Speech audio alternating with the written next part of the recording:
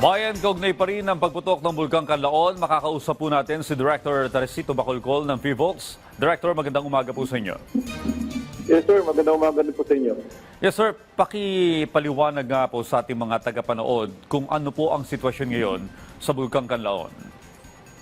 Okay, so yung pagkatapos ng eruption kahapon na umabot ng 2 minutes, nasundan ito ng 71 minutes of assignation activity.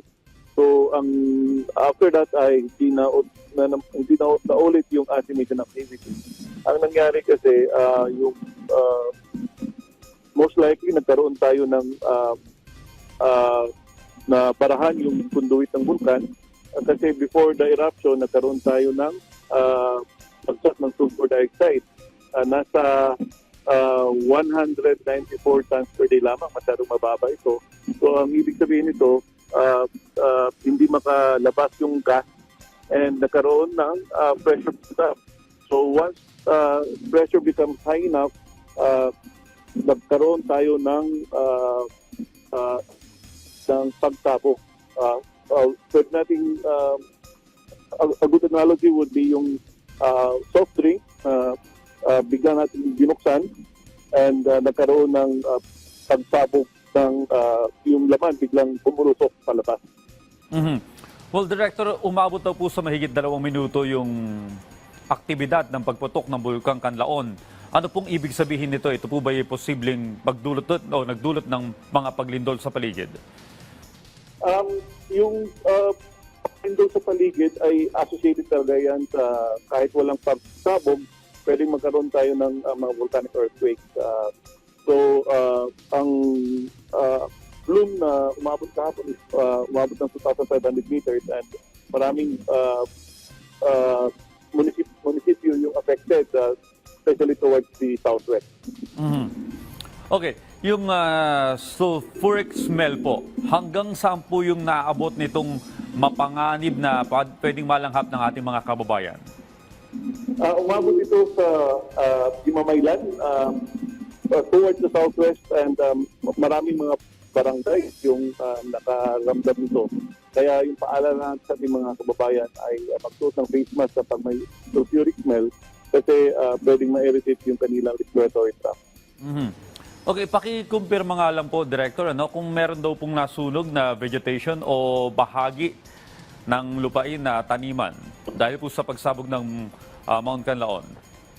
Yes, nagkaroon ng grass fire doon sa may La Carlota side kasi yung mga bato kasi natin mainit pa.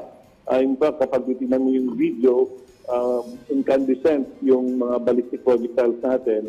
Kaya nagkaroon ng grass fire sa may La Carlota part. Mm-hmm. So ano po yung dapat asahan na magiging aktibidad ng bulkan sa mga susunod na oras o susunod na araw?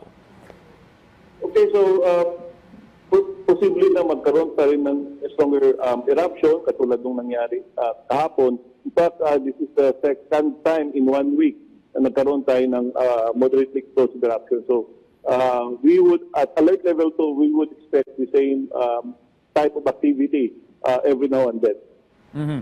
Well, Director, may mga reported na ashfall po ba na naranasan yung ating mga kababayang naninirahan malapit sa Mount Kanlaon? Yes, may mga ashfall din.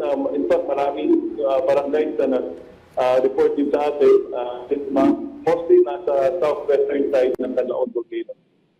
Alright, Director, bilang panghuli po ang inyo pong payo sa ating mga kababayan na naninirahan malapit sa Mount Kanlaon. Okay, so we advise the public na mahigpit na iwasan ang permanent danger zone which is 4 kilometers from the summit. Sundin ang abiso ng mga LGUs at makinig sa official advisory ng aming tanggapan. Okay, Director, samantalahin ko na rin po yung pagkakataon, baka pwede nyo rin po kami bigyan ng update doon naman sa may Mayon Volcano. Okay, so for Mayon Volcano, ongoing pa rin ang kanyang diffusive eruption. And for the past 24 hours, we recorded 7 volcanic earthquakes. Meron tayong rockfall events na itala kahapon na umabot sa 344 events.